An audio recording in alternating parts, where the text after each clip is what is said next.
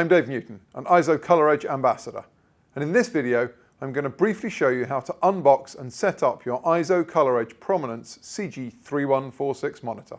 When you're ready to set up your CG3146, first apply the wheel brakes. This will stop the case from rolling around.